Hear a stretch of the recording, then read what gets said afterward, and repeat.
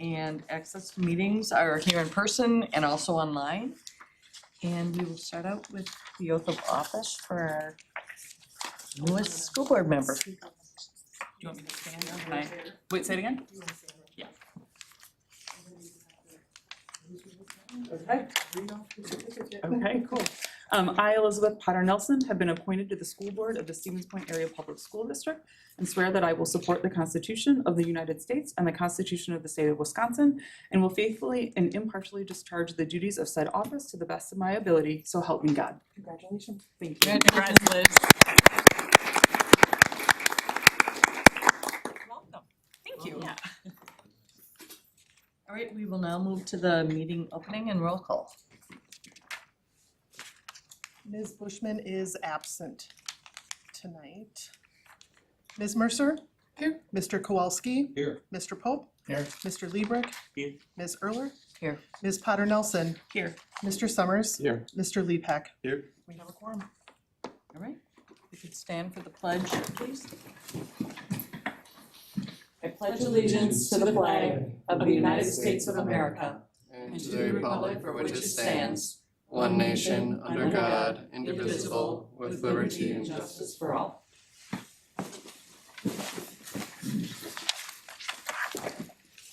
So we will move into Mandana Bliss Award, and I will read the background behind it. The Mandana Bliss Award is a symbol of our deep appreciation for the unwavering commitment and outstanding efforts demonstrated by our staff members for educational excellence in the Stevens Point Area Public School District. It is named in honor of Mandana Hale Bliss, Stevens Point's first school teacher and trailblazer, whose exceptional service and dedication continue to inspire us all.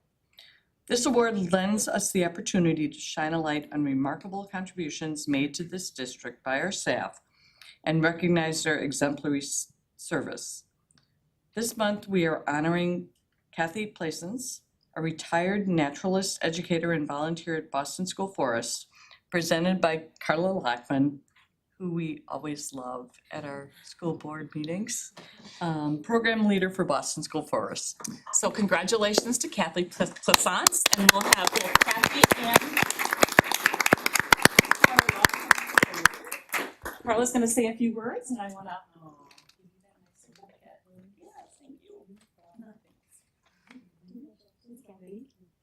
Well, good evening, and thank you for this opportunity to recognize Mrs. Kathy Plaisance for this month's Mandana Bliss Award recipient. Mrs. Plaisance came to Boston School Forest nearly 10 years ago after a 33-year career as a middle school science teacher in Elman Bancroft. She taught summer school with our friend and retired colleague Sandy Masterson for many summers, taking kids to Iverson, looking for crayfish, imparting her in-depth knowledge on all things plants and birds through the plant or the bird of the day, and sharing her passion and love for the outdoors with many, many youth. As a naturalist educator, Kathy has led field trip programs for thousands of students in our district. Kids absolutely love learning from Mrs. Plaisance, and I have learned so much about teaching kids from her. If you've ever chaperoned a field trip with Mrs. Plaisance, you have undoubtedly laughed at her humor and the catchy songs that she makes up to help kids remember the topic. Her latest chart topper is All the Single Needles, which describes the spruce tree on our dichotomous tree identification key. Since kids get pretty excited on the school forest field trip, they can sometimes be wound up. But Mrs. Plaisance's calm and confident teaching style, there's so many occasions that I walk into Elke Lodge with a wound up group that I intend to come in and it's loud and it's not. She has them all just gazing at her and hanging on her every word. And it is that calm and confidence that I absolutely admire about her teaching style. Kathy is so knowledgeable about all aspects of the natural resources, especially our native plants and birds. She's a master gardener, and so she works hard to maintain our garden beds, which is the polite way of saying pull weeds and work up the soil. Over a decade ago, Karen Dossel established the Bluebird boxes at the Boston School Forest as part of the monitoring trail through the Aldo Leopold Audubon Society. When Karen retired, Kathy took over monitoring these boxes. She cleans them out at least twice a year and records and reports the data on the species of birds, number of offspring, and success rates, and reports those to the Bluebird Restoration Association of Wisconsin. This past July, Kathy retired from education, yet she still graciously substitutes for us whenever we need her, this last week even, and she volunteers on Thursdays and for our special family events. The Bliss Award is awarded to someone who demonstrates compassion, kindness, and dedication in serving students and our community.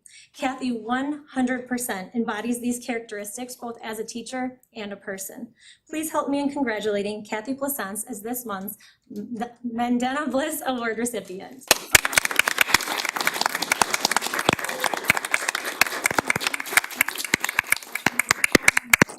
Hello. And then the board would like to take the call.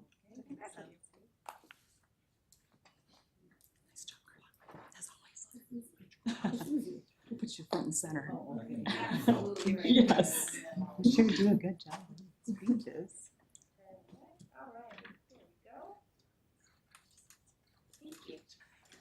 Here and go around. Great, thank you. Congratulations. Great job. Oh, my pleasure. Thank you for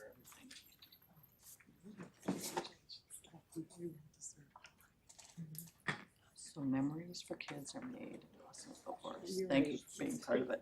Oh, thank you. Congratulations. You don't? No. My pleasure. Congratulations, I'm lucky to have had you. Oh.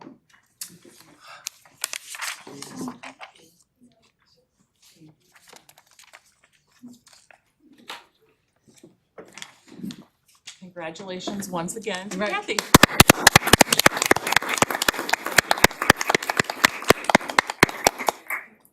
you. It's been my pleasure working with Carla all these years, and we've had a great time. Thank you. All right, we will move into public comments. Okay, nothing. All right, so there's no one who's done email or here tonight for public comments. So we will move into welcoming our new student Senate Representative Lily Meeks. Welcome, With her Lily. report. Thank you for Welcome. being here. Lily is gonna be our student representative on the board for this year. Lily is a very busy student, an active student, and is really gonna represent Spash well this year. So we'll go ahead and let her give her report for this month. Would you like me to go up here? Nope, you're good right there. Thank you. Yep. Good evening, everyone. My name is Lily Meeks, and I am your school board representative for the year. I've been on the girls' tennis team for 4 years now, and I've loved every minute of it. I am also an active member in the National Honor Society, Student Senate, Feminist Club, and the Environmental Action Club. To start us off, I would like to talk about our homecoming week. 2 weeks ago, this started the start of our homecoming at Spash. We had dress-up days throughout the whole week, leading up to our bigger events. Wednesday, we had our naming of Mr. Spash, Ben Troyer. Friday afternoon, we had the parade and Pet Fest, which led to the naming of our homecoming queen, Kylie Haas. That night, we hosted our homecoming football game against Eau Claire North and dominated 41-21, although I did not know that because I went to bed, so I had to look it up. To close our week of fun, we had the annual homecoming dance Saturday night, which was disco fever themed. A lot of our students were able to make it to the dance and had a wonderful time from what I've heard. Spash has their pre-ACT coming up this week, Wednesday the 15th, for juniors and sophomores, while seniors will have an e-learning day at home, so lucky for me. Another big test coming up is the PSAT, which will be held at Spash on Friday the 24th. For everyone who signed up, this is an optional assessment that gives students the opportunity to qualify for the National Merit Scholarship. The drama department presents the 2025 Spash musical, The Addams Family, on Saturday, November 1st at 1 p.m. in the Spash Auditorium. Tickets will be $10 for adults and $5 for students and seniors. Spash's musical department has been booming so far. The band has been very busy this year with playing in the parade, Pet Fest, the homecoming game, and most recently playing at the Spash versus Wassa West game last Friday night. Choir has a concert tomorrow at Spash, along with this Friday in the Noel Fine Arts Center. Both of those are at 7:30 p.m. The Spash Orchestra also has their first concert of the year on Thursday at 7:30 p.m. as well. Moving on to some of our fall sports teams, the girls tennis took first at conference on Thursday, October 2nd, and is sending their one doubles team to state this Thursday at Madison. The boys cross country team is killing it as always. They are undefeated in junior high, JV, and varsity races, and they are still working their way towards state like every other year. Last Saturday, the girls volleyball defeated Marshfield, which led them to take first place in the conference tournament.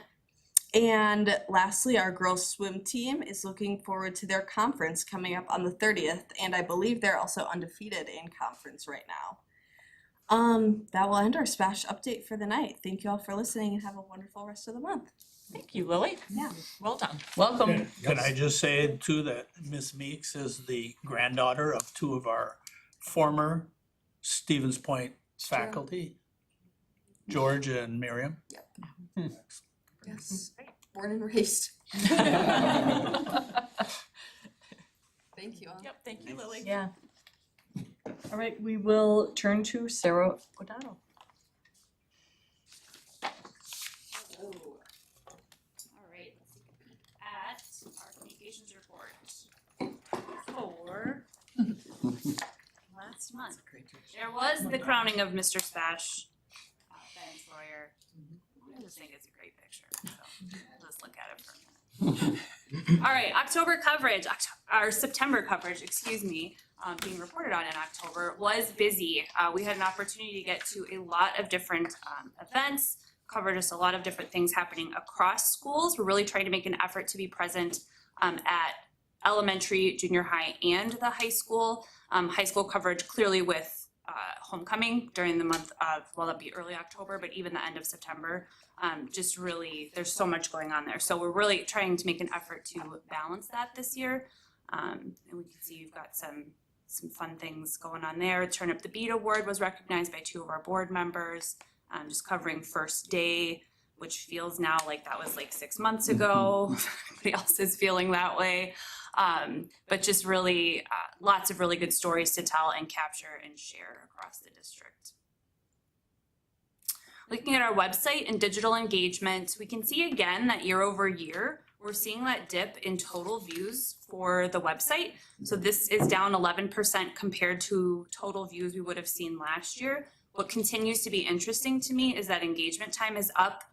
That's just a huge number that it's up. So how long people are spending on the website, how much time they are taking there, and then also that key event count is up substantially from last year. So again, I would like to see total views higher every year, but I'm very excited to see engagement and key event count up. So it'll be interesting to see if that continues to be a trend as we move through the school year.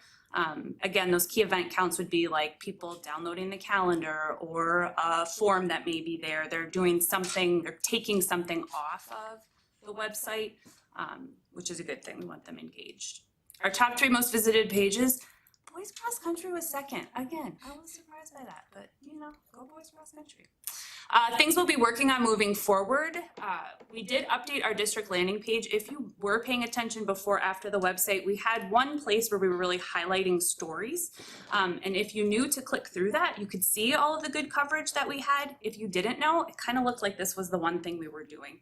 I didn't like that, so we went back and changed that. So now we have a 9-story display there, so you can see all of the things that we're doing. I just like that a lot better. We'll be likely implementing that at other schools as we go throughout the year, but found we're just trying to get them back caught up and engaged again in the website. It's tough to take that time off and then come back and remember kind of how to do those things. So we'll continue to work on that throughout the year. We're continuing our website audits as well through November.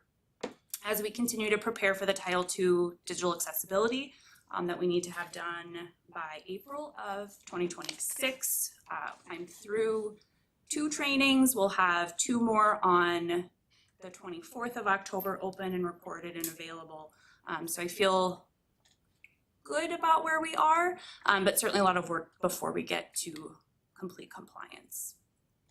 Media coverage and public relations during the month. We have had a lot of just really good engagement, right? Good coverage on things that I'm surprised sometimes that we get coverage for, but just really excited to see the media telling our story in a way that I think really reflects what is happening in our schools.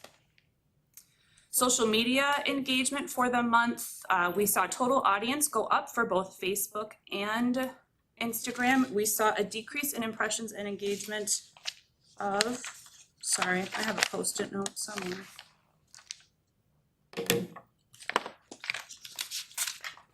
%9 decrease in impressions and about a 33% decrease for engagements. That does not surprise me at all, given the amount of attention and impressions and engagement we get heading into the school year. There's just a lot of questions being asked, a lot more people tagging other people, which is a lot more going on the month before coming into school. So I'm not concerned there. And then our highest post for engagements for the month was our food service staff celebrating how many years they've been working in the district. Looking ahead to to the semester, not a lot of changes here. We continue to work on that strategic planning and alignment, really focusing on where our mid-year update and talking about a referendum and budget. So we'll be seeing that soon-ish.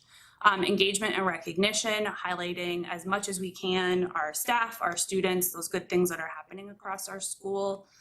Building capacity and support internally through digital accessibility plan training, there we go, and additional trainings available for clerical and administrative staff. And then continuing to work on our campaigns. The Count Me In campaign is completed. That was our third Friday Count awareness. I have had the pleasure of awarding donut drops to some of our classrooms that had perfect attendance for that day. They've been very fun. Parent-teacher conference communication will ramp up as we head into that. And then continuing to think about what we might be doing with enrollment marketing this year. Any questions for me? Does digital accessibility apply to like board members' social media? Oh, that is a really good question. So it's like things like adding text to pictures and that sort of thing? Sure that is. it's covering? I would say off the top of my head, like I don't know, I will check for you. My gut says no, because it belongs to you and not to the district. However, it would be good to model those best practices. From a social media standpoint, biggest things there would be adding alt text to images, which you can do right as you're putting your text or your posts on there. The other piece would be if you are having any, actually Facebook does add alt text for you automatically as well, if you didn't know that, but sometimes you just gotta spot check it because AI is weird. If you have video on there, making sure there's captions on there. For the rest of it, it should be accessible. The thing to watch out for, and I'm not sure how we're gonna address this either yet, is PDFs are inherently not even a little bit accessible. Getting them to be accessible is time consuming and frankly above a lot of people's tech skills. So we're trying to figure out what we're gonna do with that. We get a lot of flyers in from the community that shares a lot of really good information for our families. But we're not sure how we're going to share that out in an accessible format. So that's probably the biggest thing I would watch out for. Yeah, good question. Anything else for me? Any other questions? I just wanna say, I mean, Facebook presence has been really good and really quick. So like today already, so many wonderful pictures about homecoming. Yeah. Up there. And I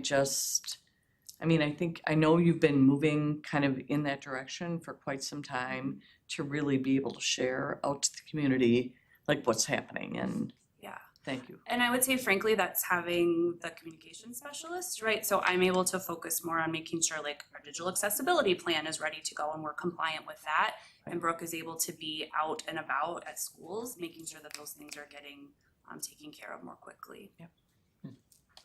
Thank you. Thank you, Thank you. Sarah. All right, we'll move into Corey. Okay, October 5th to the 11th was School Board Recognition Week. So I just want to thank each one of our school board members for their commitment to our community and to our students. You put in countless hours, which goes underestimated a lot. I don't think people realize how much time it takes board members to prepare and sit in committee meetings and sit in board meetings, so thank you for that. In front of you, you have a gift, and that gift was designed and crafted by our students at the Charles Fernandez Center. It's a wooden pen that they made right in their own wood shop. So thank you on behalf of the students, thank you on behalf of the administrators and staff for all that you do. I appreciate all of you very much, thank you. Then I want to talk a little bit about two of our students, Ian Coulomé and Reed Newman. They were recognized as commended National Merit Scholars. To earn this recognition, they must score in the top 2 to 3% on the PSAT nationally. Mr. Vollendorf sent an email out to his staff, and he said, if you've had either Ian or Reed in their classroom, this recognition is no surprise, as both of these young men are incredible students. So congratulations to both of those students. Congratulations to our WASB Business Honor Roll recognition. These are our business partners who continually support our students, our school, and our district. We are really thankful for all of their collaboration and their partnership. They are Central Rivers Farm Shed, Ellis Construction, Power Engineers, Sherrill Tire, Hot 96.7, and Scotty Krieger at WPCN Radio. So thank you to those business partners for their support of our district. Then we learned that our Spash Bocce squad took 3rd place at the Special Olympics Wisconsin State Games recently in the Wisconsin Dells. They did a great job working together as a team, and they showed excellent sportsmanship. The team members were Quade, Riley, Ethan, Jason, and Nathan, and Dorothy O'Connor was their coach. So congratulations to those students.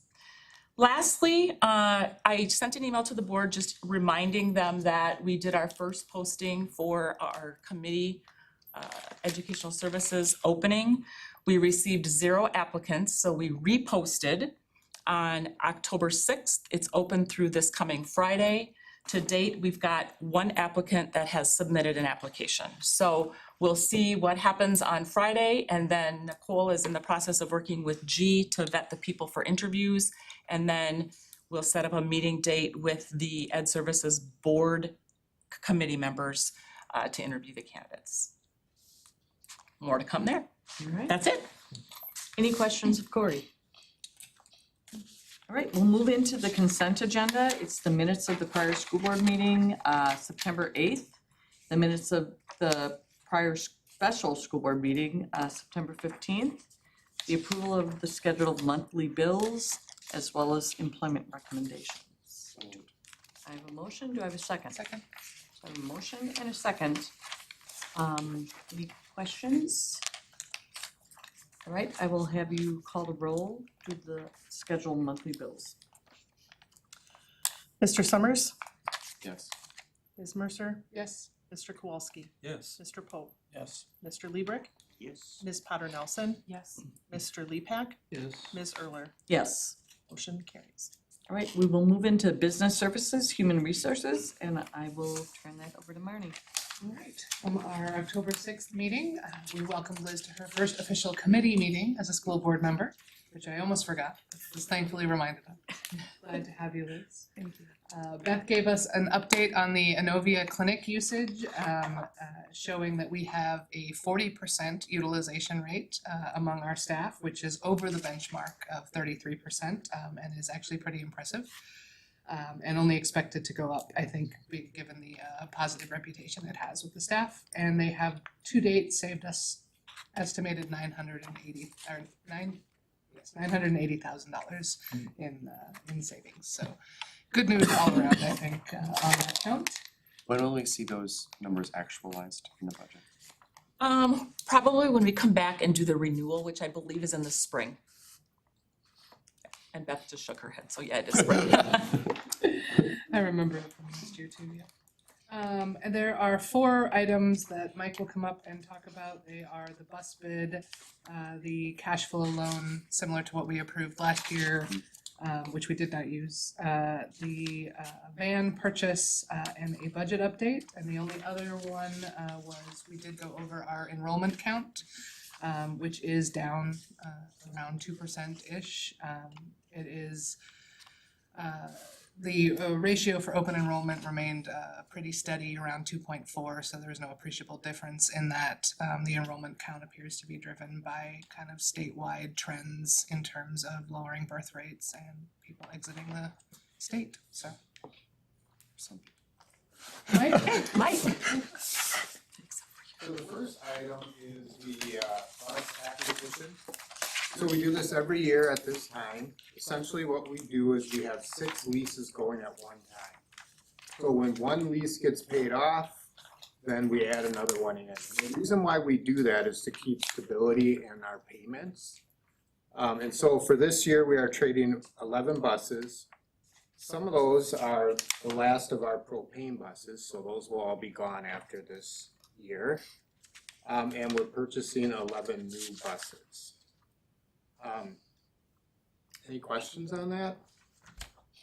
Could you just, so I know the propane buses, we went in there hoping that that would be a good option for the district, but I think what we found was the inability in terms of like driving the buses distances and being able to refill. So could you just talk about that just for? Yeah, they didn't have the range that a diesel bus has, so that was one of the issues. They also don't have quite the power when you're going up hills and things like that. So that was the main reason. They're also, when we went to trade them in, you don't get as much value out of them either because there's not a lot of people that want them. There's a little less demand for a used propane bus. Just a question out of curiosity, with decreasing enrollment, why we're keeping the same number of buses? Because we've got 400 square miles that we have to cover, and I mean, while we are decreasing enrollment, it doesn't mean that we still don't have to go to some of the same areas to pick up students. And route times, I mean, we try to keep those route times down. Some of them are pretty lengthy for some of our littles to be on those buses, so at this point, we still need the same number, we may not going forward. Gee? I see the long lines at all the schools to pick up and drop off students. So I was wondering, do we supply buses as if we were to transport every kid in the district? Or are we just transporting the ones that want? I mean, do we have to have buses for capacity if all the kids wanted to ride the bus? Yes, but we only plan for those who sign up for transportation, and not all of them do. A lot of SPASH kids, for example, will drive to school. Yeah. Parents oftentimes drop off or pick up, so our routes are just determined by those that take transportation. And do we not, does Jefferson even have bus? No, not. So we got an entire school that doesn't have a bus service, right? And if you've ever driven past, particularly PJ's or Ben Franklin, drop off or pickup, Yeah. It's a mess. I alter my route to work to avoid those. It's a zoo. So when all those parents are picking up their kids, we're not obligated to have a seat on the bus for those kids. Not unless they ask to be transported.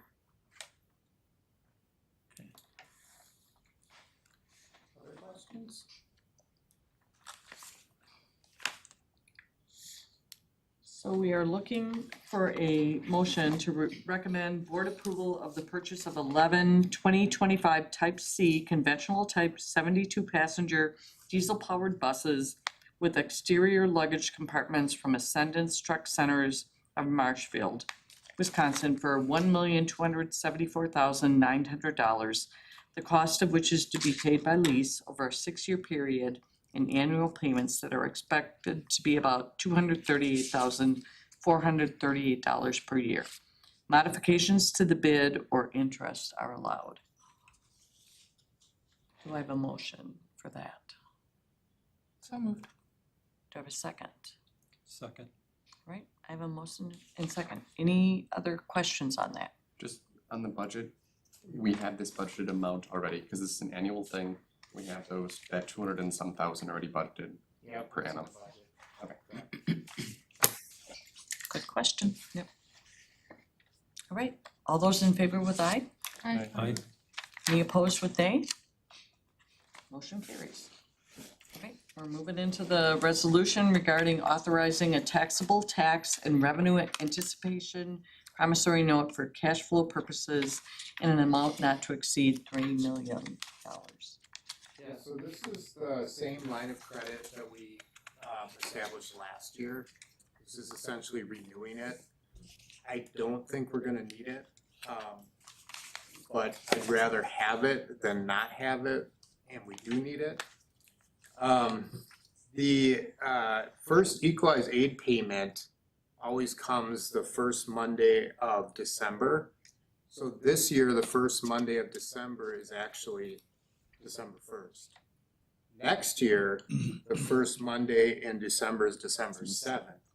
So when that happens, that's when this becomes more necessary. But it may not be next year either if we're able to build our fund balance back like we started to do this year. But I don't believe that we're gonna need it, but I'd rather have it than not have it. Any questions on that? There's no charge in having it. There is no charge in having it. Unless we draw on it, correct? Correct, and if we draw on it, the interest rate's 7%, and then we'd have until November to pay it off. We can do it in one big chunk or payments. How close have we come? How close did we come last year? Close. Close. Like $1? Well, we've held some payments that we needed to make to other did. vendors.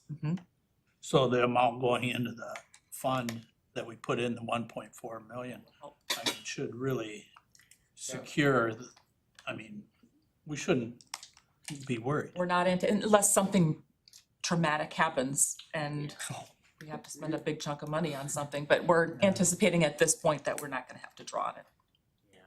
We have a big insurance payment that is due like that first week in each month. And that's where having that extra week could be problematic, but I really do, I am anticipating we'll be able to build some more fund balance, so hopefully next year we'll be in good shape as well. Well, and again, for people in the community that, maybe are hearing this for the first time, I mean, COVID, and I know we all like to blame COVID on lots of stuff, but with COVID, we wound up with a lot of one-time money. And the state of Wisconsin legislature at the time chose not to provide additional ongoing funding over those years. So literally every district in the state faced kind of a cliff of where their budgets were and had to dip into fund balance. And fortunately for our community, they passed our operating referendum to provide us with additional funding, but it didn't fix the amount of money that we had to use in our fund balance to help fund ongoing operations. So our administration is continuing to build back that fund balance. But in the meantime, because we start our budget in July and we don't get our major payment until December, we have to cash flow almost half our year out of our fund balance. So we're paying bills out of our savings account from July until December. And right now, there's the potential that we're gonna use all our savings up. And as you've said, in the past, we've held bills. We haven't paid them. I mean, we're doing our best to do it because to the extent we can, we do not want to get into short-term borrowing. I mean, we don't. So I appreciate everything you're doing to make that not happen, but this is something just in the event we need to. It's a safety net. Correct. Yep. All right, so we are looking. Oh, I motion to approve the resolution authorizing taxable tax and revenue anticipation promissory note for cash flow purposes in the amount not to exceed $3 million. do I have a second? Second. Any discussion? All those in favor with aye? Aye. Any opposed with nay? Motion carries. All right, we're going into the mobility van acquisition. Yeah, so I'll take a little more time on this one. The school district is responsible for transporting students to and from school, including in special circumstances. Currently, the transportation department has 2 Ford Transit passenger vans equipped with wheelchair lifts and driven by non-CDL driver. These vans have been essential in transporting students with specialized IEPs. Now, we are required to transport students who have special needs. And I'll just read a little bit of the next paragraph. Since transportation is defined as a related service, it must be provided at no cost to the parents if deemed essential for the student to access and benefit from their special education and meet their IEP goals, therefore fulfilling the MAPE mandate or the FAPE mandate. So what we've seen in special ed is an increase in students. So we had an increase of 199 students over the past decade. Meanwhile, our other student population's been declining. Okay. We had in 21-22, we had 42 specialized routes. By 24-25, so last year we had 62, so it went up quite a bit. This year, at the time when I did this report, we were at 51. Has that increased, Lee? 2 extras. We have 2 extras already, so that may still increase. So we are going up in having to provide specialized transportation as well. We currently have 11 students that require transportation using a wheelchair accessible vehicle.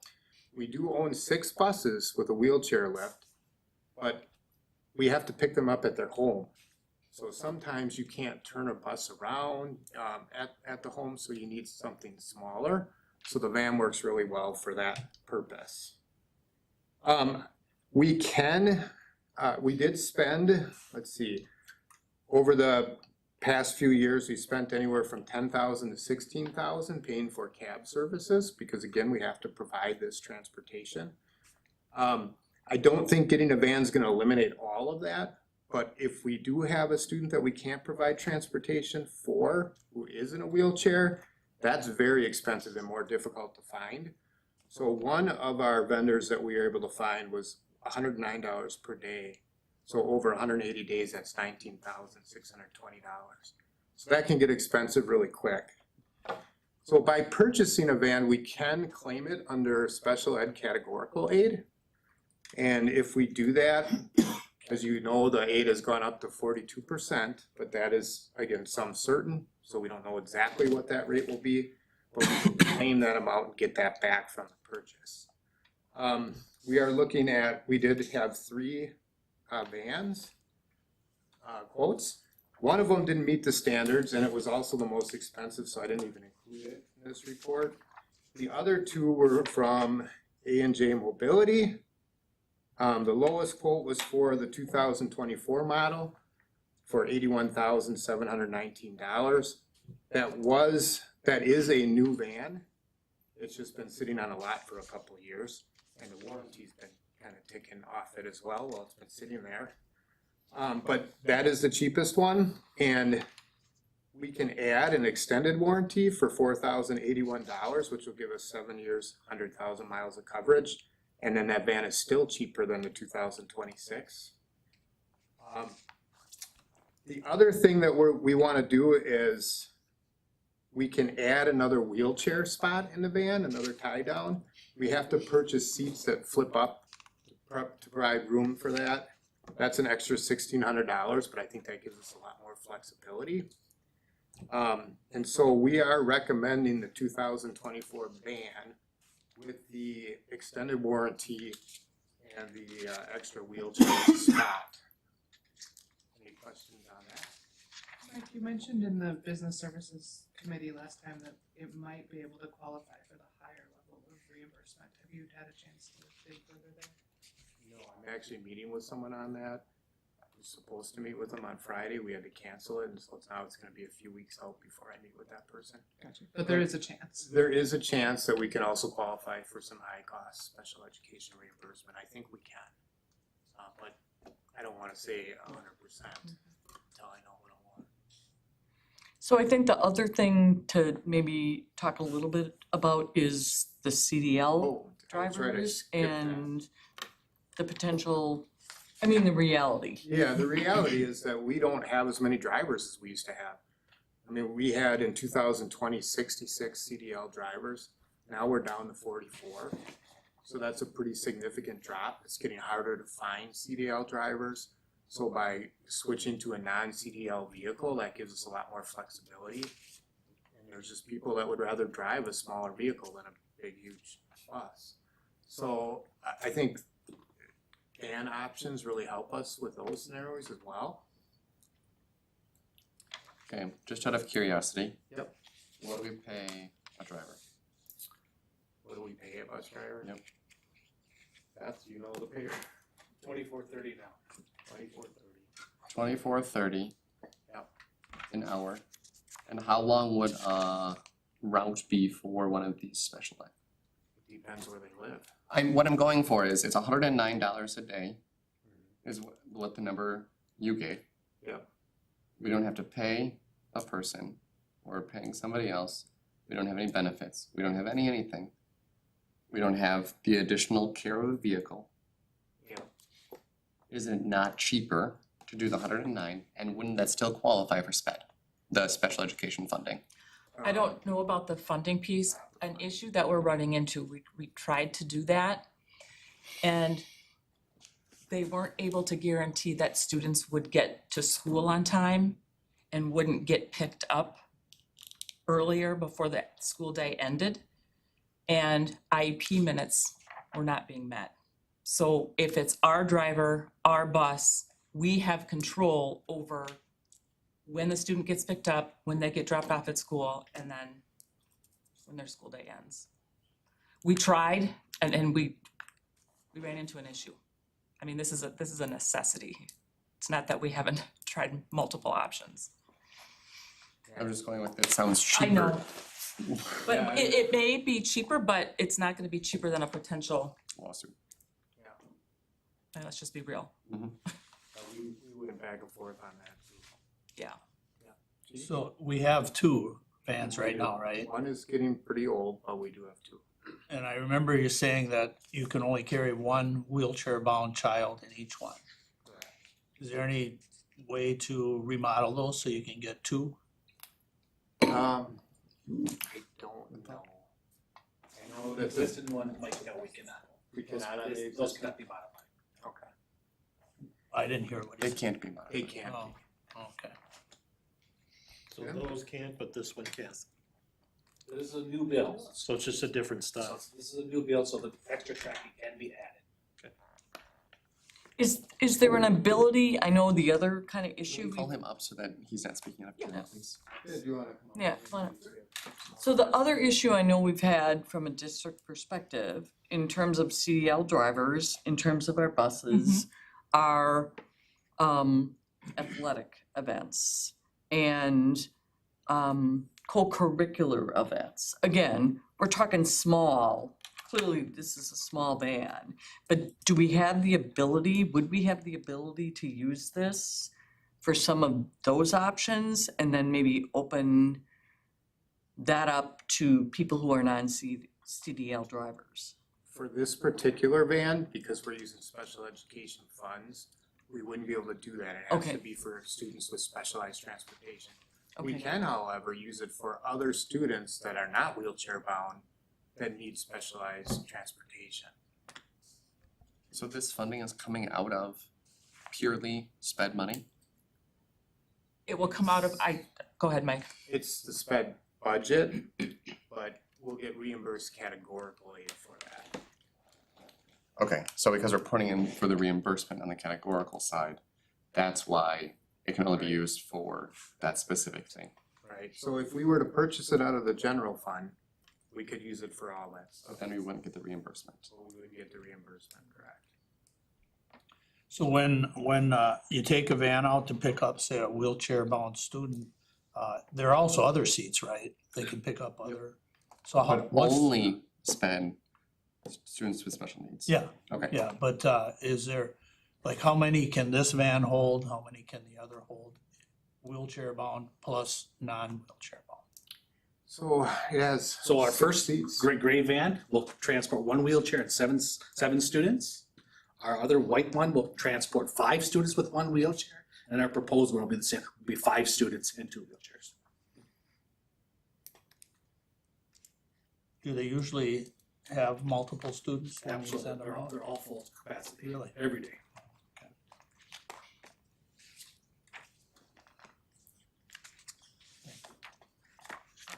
Any other questions? Were you expecting this many questions, Mike? Actually, yes. So I'm looking for a motion to recommend board approval of the purchase of a mobility van for use in transporting children with IEPs. So moved. Second. Second. I have a motion and a second. I have another question. Yep. The other 2 vans that we have, what will we be doing with those 2 vans? We're currently using them. Will we continue to use, so we'll have Oh, yeah. 3 Yeah, running? and one of those vans was actually purchased out of general fund dollars, so that can be used for special education students and And regular regular. students.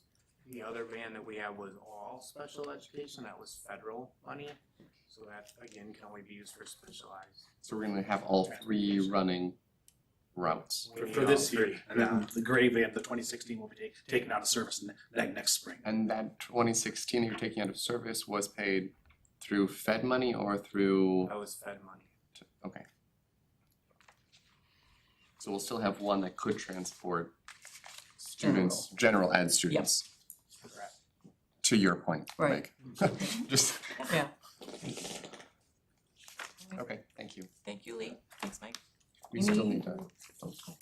So we have a motion and a second on the floor. Any other questions? All those in favor with aye? Aye. Any opposed with nay? Motion carries. All right, we will move into the general 2025-2026 budget overview. Okay, so we have been working to finalize the budget. We're waiting on some numbers. October 15th is kind of the big day when we get our general aid certification. That will come that day. We'll also find out about private school vouchers on that day. And those are the last pieces of the puzzle. What we currently have is our current budget with a projected state aid amount, with projected voucher amounts, is an increase in the total levy of about 16% with an estimated levy rate of $6.92 per thousand. So if you think back to when we went to referendum, we projected the levy rate of $6.96 for the 25-26 year. So the levy rate's actually coming in a little under. If it stays that way, it's under by about 4 cents. The total levy increase is $6.9 million. Okay, of that, $5,250,000 is the referendum, and the other $1.6 million is really due to the $325 per pupil amount. And then we don't have any matching general aid this year to make up for that. So that's where the money is coming from. Do you have any other questions on that?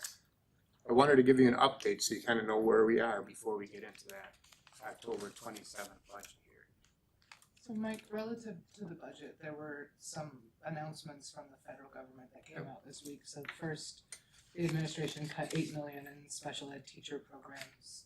And I did see Jenny quoted in an article about that, so I was glad to see her advocating for us and what those do. And then some $15 billion in cuts to the departments of education that oversee $15 billion in federal spending under the IDEA Act and the Rehabilitative Services Administration. So it sounds like those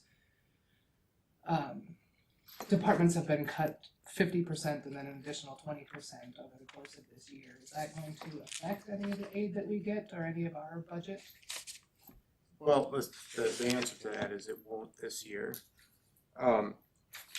Essentially, it's affecting the employees that monitor states to make sure that they're providing special education services under IDEA.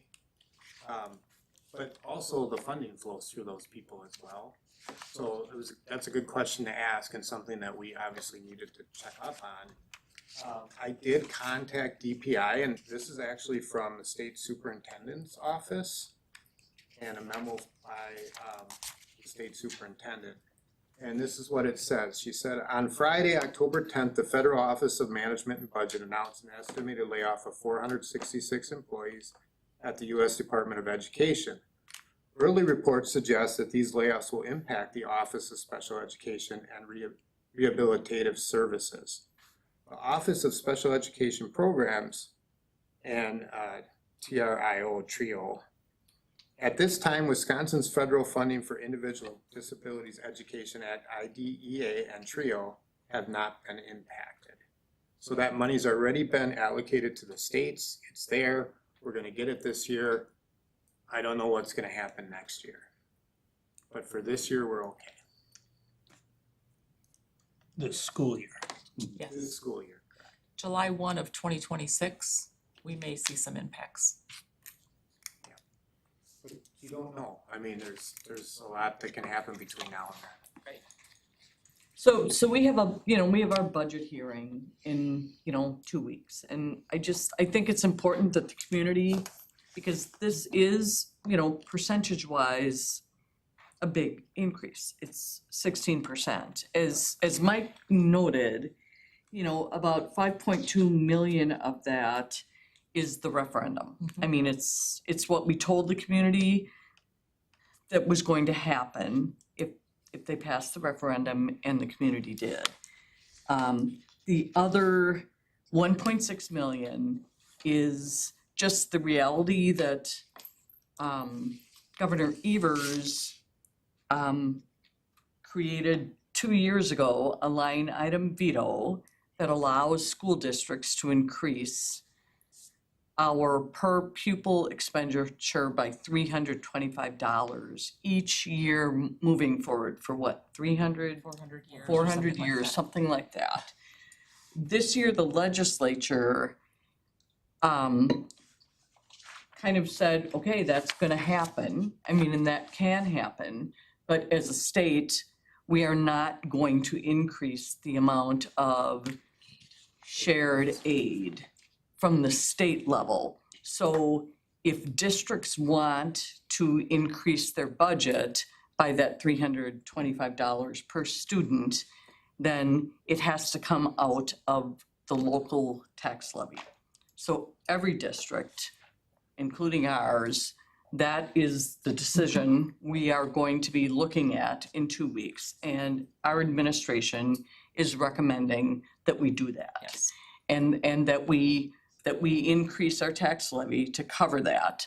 They're also noting that the levy that we will be looking at is less than what we had projected with our referendum by a couple cents. So it's just important for the community to know that, and if people have questions or concerns and want information before our budget hearing in 2 weeks and then us making a decision, we really want people to reach out to Corey and have those conversations. So tonight was just for information, I mean, for us as a board as well as for the community. Thank you, Mike. All right, thank you. Okay, thank you. All right, we'll now move into educational services, and I'll turn that to Chief. Okay, we had two informational things, both dealing with student and classroom management, student behaviors. One was the initiation of a PASS program, Positive Approach to Student Success. And the best way I could describe it is it's a multi-layered intensive program to teach students social skills so that they can remain in class. I think that'd be a pretty good way to describe it. It's pretty intensive. The first couple weeks, you got kids in a classroom with a teacher, and it's one-on-one, or what is it? Small group. Small, very small group, and they're all day long teaching them how to act and things like that, and then they monitor them as they go back into the classrooms. So that's a pretty intensive program, and I think we're doing it at 5 schools this year, and hopefully we'll see good results and expand that if it works. The other one was the Ukeru. Jeff? Impressive. Okay. Ukeru CPI, restraint-free environment. CPI is something we've been using, and it advocates the least amount of restraint as possible, but Ukeru advocates no restraint at all. And it's a different method, and I think it was Jen that described some of the ways that it works. There's data that shows that it has worked in various places that it's been used, and we're initiating that into our district. Those are the 2 things we talked about. Right, so now we also have safety and security updates, informational with Jeff.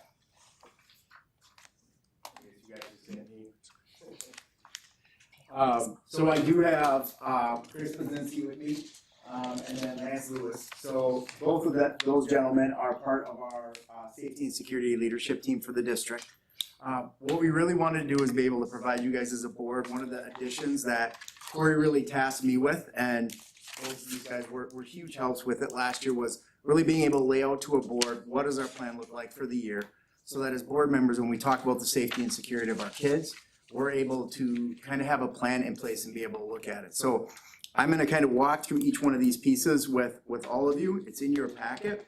The first page that you guys are seeing there, this is my favorite page. For those of you that know me, I'm a planner, so I like stuff laid out and organized. So lays out kind of month by month as a leadership team, what do we look at and what do we check off? You will notice there are a couple of bolded items in there, and those are items for us that are really critically important. So if you look in August, we did our annual SRP, SRM training. This was our reunification training at Woodlands Church. This is something that we do every single year. The other big ones are gonna be in December. Chris will be standing up here in December talking to you about an update on all of our school safety checks that we have, and we report that to the board. They are right on track, going out, both him and Lance, to all of our school sites and working with our partners in law enforcement, making sure all of our drills are getting done. The board gets that report in December, and then in January, we file that with the Office of School Safety. So that kind of lays out the first page. You go to the second page, Nicole. This was a new addition.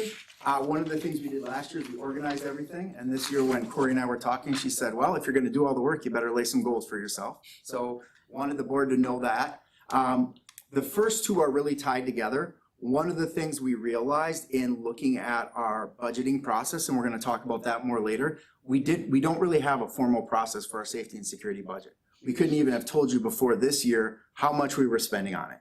So that was one thing we wanted to do. The other thing we wanted to do is make sure it was equitable to all of our sites. A lot of it was people would make requests to myself or Chris, and then we'd have to go talk to Corey. Should we do this? Can we do this? So what we did is we implemented a safety audit. So Lance and Chris, as they go to each school site and help them with drills and meet with building principals and our custodial staff, we take that information and items that they say they need, we put them on their sheet, and then as a leadership team, we rank those on a 1 to 3 scale, and we bring all of those together to help identify where we're gonna go with our budget. So those are the safety audits we're gonna have. Our goal is to improve our budgeting process. We wanna make sure all the schools are getting a chance to have their items being treated fairly and equally. The next one is last year, you guys probably saw, Sarah did a great little story on this. We worked with the Plover Police Department, and they did a grant and got safety bolts for our elementary schools. So this school year, Chris's team is working on getting those installed at our elementary school in the Plover area. Once we do that process and have an idea of time, how we're gonna set them up, we're gonna look at expanding it, but our goal this year is to get that installation process and be able to lay out a timeline for that. And then finally, working with Jenny's team, we wanted to make sure that we continue to develop the skill set of all of our staff members. So one of the things we have heard from our staff is if one of these events happen, what resources do we have for our counselors, for our psychologists that are coming into the that are coming in and supporting reunification sites, because that's an all hands on deck call. It doesn't matter if your school wasn't affected, we're gonna ask you to come. So we're doing trainings with all leadership team members and all of our student services members on the Prepare protocol, which provides them with resources and support. So we're able to support students at that event and then afterwards at our school sites in the weeks that follow. So those are our big goals. Then we have our organizational structure. As I mentioned, Chris, myself, Lance, we meet monthly. Items that come up from the district come up. We have a parent advisory group that the three of us meet with, which has been a great addition this past year. Thank you. And we also meet quarterly with our police. And that's both Plover and Point. And then we have a task force that works kind of underneath us. That task force meets every other month as a whole group, but then we have action teams inside of it. And on that month that we don't meet as a whole group, we dive deeper into different items within each one of those teams and their specialties. And then they come back and report to our full group. So that's the structure that we have in place. That was really fast. Yep. So this budget is what Chris has already been working hard on this year. These are already the requests that we've started to have roll in from our school sites for the current school year. So we will continue to build this, and this is the fluid document that we have. These were based on requests at the end of last year coming in. We will add to this as we do that safety audit and get all that information from our school sites. That goes on, Nicole, the next page just a little bit. Then this one is really this is the compliance piece, but I think it is really important. It identifies what are we submitting to you as a board? What are we submitting to the state and when are we doing that? And then our drill expectations. And this is shared with every one of our school sites. What type of drills do they need to do? How often are those done? And that'll be reported out by Chris. And then if you go one more, this is the start of the budget for the 24-25 school year. And this will go from page 5 all the way through to page 7. Nicole, if you just want to cycle to 7. I do think it's important for this group to know when we look back at a referendum, we said we're setting aside $1.5 million for safety and security. So in 24-25, we spent approximately $411,000 on ensuring that we keep our school sites safe. We still do have more big ones coming. We've got our PA systems. We want to finish getting our schools upgraded. Chris has been working with Mike to get that put into our budget. But we wanted for the first time to be able to show the board what have we done specifically around safety and security. Any questions? Yeah, if I had a question, the planning and everything, obviously important to do. You guys do a great job of it. But no plan is only as good as the people that are enforcing it. So I was curious, like when you go to a door, what can they see? Like you ring the bell, they say, look at this thing. What can the person who's gonna decide whether you can come in or not, what do they see? I mean, I can tell you I've seen what at our office, when Teresa or Amber, both of them have that type of phone, it's a pretty wide angle lens, G, and if they don't see the person in it, they will say, can you please slide over so you're in front of the camera? And I've been at school sites before and heard them saying that outside. So they actually, those little lenses that you see are almost like a GoPro, so they're pretty wide angle. They're not very flattering, but they do give a good view of the face. So is there another camera up above looking at you when you're standing there, or is that the only camera? That's the only camera.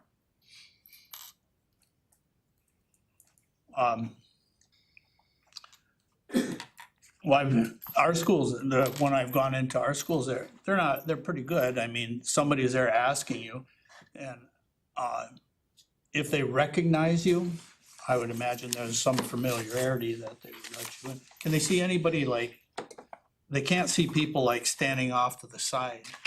That's the one thing I'm kind of concerned about.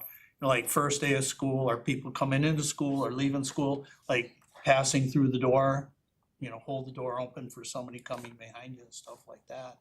That's always tough because you don't want to be rude to people, but I don't know who they are.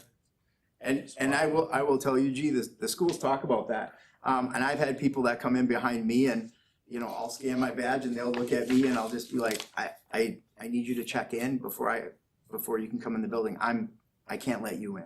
Yeah. And it's for the safety of our students. And I really do feel like our staff has gotten more comfortable with that, and not felt like, I mean, people want to help other people, but this is different. We have a process in place for a reason. And, you know, Chris's teams and buildings team, after they do the drills, they have a debrief that comes through with that. They have discussions around that. I know with our reunification one, we do that training in August. We do a mid-year check-in with our group and we do updates every single time. So we're doing the same thing. To your point, G, is it's only as good if we're all practicing it. So we really want to make sure that what we ask our buildings to do, we're doing at a district level too. Are there cameras on every door of every building? Entry doors, yes. Every Yeah, single not a- door. Most of the cameras that you see on it, but not entry ones where you buzz in, they're usually just on that front door, where you can buzz in. And if not, the door's locked, you aren't getting in. Unless the student lets you. Unless or not, something. yeah, they call We've them had that tailgaters. problem. And What? it's truly, they're called tailgaters, where someone lets the next student behind them in. Yeah. On the first couple of days of school, you'll notice there's always an adult at the doors that are open, like the number one door is usually door one, coming in, so they'll have adults stationed there to kind of be that other person that's just, hey, we're watching what's going on, but yeah, it's on all our minds, every time you see something that's. Yeah. My favorite story, and I'll take 2 seconds. Come on up, Chris. Come on up, telling this one. I was at Washington Elementary last year, walking with a vendor, and all of a sudden I hear somebody hollering, I'm looking around like, who are you? And I'm like, I got my ID card here. There was only one male teacher in that building, and the other, he happened to see and say, why is there another male in here? Hollered to want to know what I was doing there. Once I showed who I was, it was like, oh, and I said, I thanked him over and over. It's like, I appreciate you doing that for us. So people do that. I mean, you have to, but it's also, you know, I read every article and sometimes you worry about it all every day. You do, but you do Oh, everything yeah, you can of in your course. power to stop it. I was in an elementary school last week and I was hyper sensitive to it, but the teacher, it was a hot day, they had the window open with the fan, you know, I'm thinking, well, we keep the kids comfortable, but all kinds of things go through your mind. Yeah. And, you know, you don't wanna be like stupid about it, but it could happen. Another instance that came up was one of the lieutenants from the police department has a student that goes to a school. And he pulled me aside and was like, hey, they're letting people in that they recognize. Can you tell them to stop? Make sure they admit who they are before they let them in. So we did do some retraining with, and you do. So it's people being proactive and looking around and being observant is what's Yeah. gonna prevent something. There's So a lot that's of it. Everybody, that includes, yeah, anyone here and all of us too. I might, you know, also a scared parent, but I wonder if there's anything ever that can be done just to like, about people that might be around the perimeter of the school, outside the fence, that seem to be there often. I was listening to a news the other day, and some schools have drones that go up above with facial recognition, just scanning periodically to see if there's the same person sticking around the perimeter of the school. I know that's, you know, a lot, but I mean, I notice some people around the school sometimes that, you know, why you always I will around the say school? our supervisors outside do a really nice job of scanning for vehicles and for individuals. We've had a couple staff report, you know, this vehicle keeps driving by multiple times at this time every single day. I've heard a couple. And then we'll reach out to the police department and work in collaboration with them. I mean, most of the time, there's a really good purpose why that's happening. Yeah.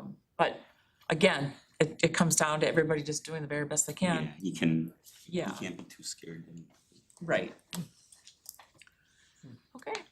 Any other questions? So I just have one question. In terms of the kind of the dollars, that are up there. I mean, some are relatively small, some are a little bit bigger. Are some of those already incorporated into our capital, 10-year capital expenditure plan? Or is this new stuff we're finding? All of it is usually in there, like the PA systems is something we've known for Okay. years that had to get Okay. updated. Cause we have an old analog system, we're coming to digital, so it's been part of it already. So a lot of it's already there, but it's that follow-up with each building now to get that input about what, because some of it looks like small numbers and Right. some looks, And prioritizing it, saying, all right, is Right. this, and you're like, yes, we have to have this to alert students or anybody in the building to an emergency. Right. You gotta change that, it gets over, I can put buckets and catch water, but I can't announce stuff without a PA, so you gotta do it. And that was one of the reasons, Meg, we wanted to pull that, because to a building, and I understand it, right, when they see a thing they think they can do better with safety, every building's gonna say, we absolutely have to have that.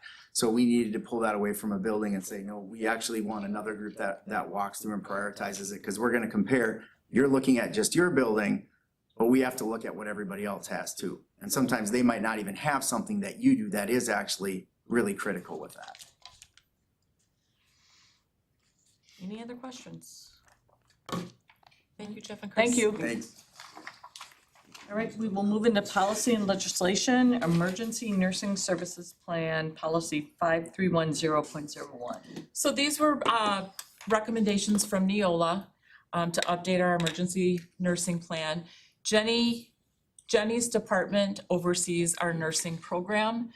So if there are any specific questions that you have, Jenny is available to answer those questions. But again, this just came from a recommendation from Neola.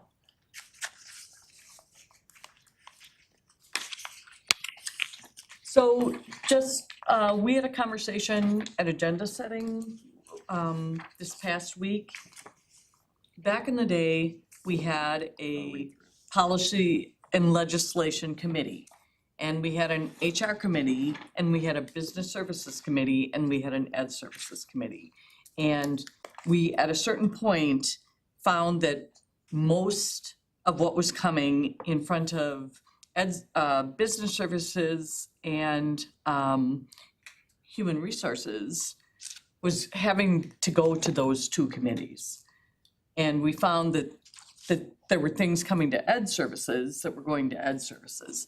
And then we found with policy and legislation that sometimes the policy and legislation would have to go through like maybe all three committees, depending on what the substance was of it. And that was before we had Neola. And so, so what we've kind of realized is we've been bringing all the policy ledge stuff from Neola directly to the board. And so what we've asked Corey moving forward to do is if we can identify that policy and legislative substance is directly related to either ed services or business services / human resources, that it would be helpful for us to run that through committee. Sometimes it's not. I mean, sometimes it's not related to the substance of those committees, but moving forward, that's what we're looking to be able to do. So we will have that ability to have the conversation at the committee level about the policy being proposed, as well as then at the board level. So that's just a little kind of history lesson of how we got where we are. But today we have the emergency nursing services plan, and it's provided through Neola. It's been vetted through our nursing group as well as admin. And so we are looking for a recommendation to approve the revisions to policy 5310.01 as presented. What is this, like, I just read it again. I'm missing the substantive change between version 1 and version 2. Jenny, you wanna come up and answer that?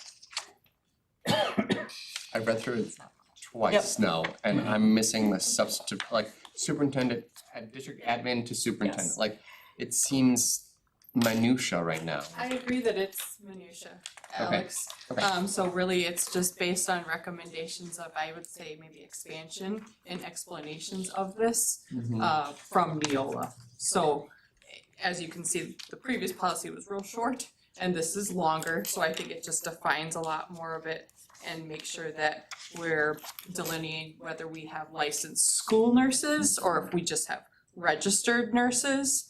And so of course I've selected what applies to us, so some of that's just making LEA specific designations. Currently, all of my nurses are RNs, but not all of them have completed school nurse programming, which is compliant as far as being a school, as far as working in schools. But nurses can apply and take additional certification for school nurse licensure. So just making sure that that's clear in there. And then I think they've really just delineated out some more of these specific circumstances that they want us to think about. We've always done a good job, I think, of thinking about these things, but perhaps in some LEAs, they haven't thought about that. Like, have you thought about summer school? I'm not sure. Have you thought about what you would do at extracurriculars? But we work very closely with Claire Cullen, who is an advanced practice nurse practitioner, as our medical advisor and always have. So a lot of these things I think to us look like behind the times because we're already doing them and we have had a robust nursing plan. But perhaps in some places they haven't thought about breaking it down into all these circumstances or how you would do that or who's licensed and who's not. So yeah, I agree. There's not really a change. Thank you, Jenny. Yeah, Can absolutely. I ask the question? Oh, sorry, Jean. Can you give like a quick rundown of what is our health presence in the elementary, junior high, and high schools? Point of order, it's not part of what we have Yeah. discussing. We can send that to you. So again, just a little history lesson. For lots of years, we contracted with Portage County for our nursing services. During COVID, Portage County literally kind of shut that all down. And so post-COVID, we as the district made the decision to hire nurses from within. And we worked with Kathy Reynolds, who had been heading up from Portage County, our nursing services, to help us recruit and create a program of in-house nursing, and that's what we've been doing since. So I'm looking for, again, that motion to approve the recommendations. All right, I have a motion from Alex. Do I have a second? Second. I have a motion and a second. All those in favor with aye? Aye. Any opposed? Motion carries. All right, we will move into donation of real estate to CISA 5. Yeah, so I can give you a little background here. So as you know, CISA 5 moved two of their alternative programs into Stevens Point School District, not within our district, but within our community this school year. They're renting our professional building. That agreement will expire at the end of the year, which we knew. We've learned that there's a building in town on 3000 Minnesota Avenue that's owned by WTTC Land Management. Apparently they acquired that through another large deal. They're looking to give that building to CISA 5. As in donate. It. It's valued at approximately $350,000 right now. CISA 5 knows that it needs some updates to wider classroom doors and an additional stairwell, which they're gonna pay for to have done.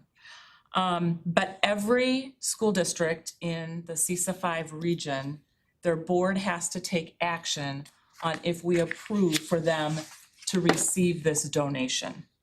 So there are 35 school districts in CISA 5. During October 6th through the 23rd, every one of those districts is being asked to approve the donation of this building to CISA 5. And that's all according to state statute. So tonight, administration talked this through. That program in Stevens Point is a benefit to us. Our students that go there do not have to travel. If it's in Wapaka or Wood County, it's right here in Stevens Point.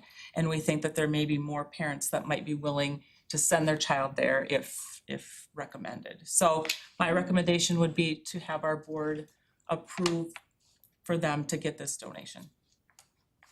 And Corey did reach out to the mayor and Mark Christensen, the head of the city council, ahead of tonight, just to make sure that they were aware that this was happening and that there weren't any type of zoning conditional use concerns with respect to that location. And Mayor Weezer reached back out and it was very supportive. How can we help if there's anything you need? The associate planner and zoning administrator said that there's no rezoning of the property needed as it is intended land use is permitted by right. So I don't think, the only inspection or approval that they would need from the city would be after they do those facility updates. They'd have to have approval of that by the city inspector. And capacity? What's the capacity? I can't answer that, Alex, but I can figure that out. It's a pretty large building, way more than what they probably Okay, I was need. just based on if we're offering to send more students there, are we gonna have a capacity issue? And now we're still gonna have to ship them someplace else. Students have to qualify to go there and they will only take so many students based on their staffing. Got it. Yeah, I don't think they're looking to expand the program, but we have recommended to some of our students in the past to go there. But because of the travel, parents are reluctant to do that. I'm not reading any downside to this. There really isn't. Okay. We have to use our own vehicles to transport them. No, they pick up and drop off. Yep. In this process it's a legal thing. We're not paying anything. We just have to approve that they can do what they wanna They do. can get a gift. they can receive the, And I think I'd read through Building law is a here gift. that said that 3/4 of the school boards out of the 35 Yep. need to approve it for them to be able to go through with it. So that's 26.25, I'm not sure. How do they get to the, I'm guessing it's 27. And what's the impact on our taxes, losing this one building? Like our income from, because this now becomes a nonprofit? so we won't get the property tax from it, yes? I don't Correct. know that. No, it's not for profit, so there's no taxes that we get from not-for-profits. They There don't won't pay be. property. Yeah. that's correct. But I don't know what the impact is gonna be on our budget. Just, Yeah. I'm assuming as a Stevens Point taxpayer, taking a It's look at the negligible. building, it's gonna be about $5,000, maybe less than that. I mean, based on I can look into that. what my taxes are, frankly. So it's it's a brown wooden building. It's an office building. That's what it was kind of designed to be. It's right next to Central Wisconsin Area Theater It's Group. got the slope, It does have, big it's, side on one side and it slopes that's correct, down. yep. But it's been an office type building forever, so yeah, But they're unoccupied unoccupied for, Yeah. for a a while. long time. really? Yeah, for quite some time, yep. So I am looking for a motion to accept the certification of acceptance of donation of real estate in Stevens Point, Wisconsin by CISA 5. So moved. I have a second. All right, I have a second from Jeremy. I have a motion and a second. Any other questions on this? Hearing none, all those in favor with aye? Aye. Any opposed with nay? All right, our future meeting dates and times, we'll be back together on October 27th. 2 weeks. Right, so we've got 5:30 PM is the budget hearing, and then 6 PM is the board meeting.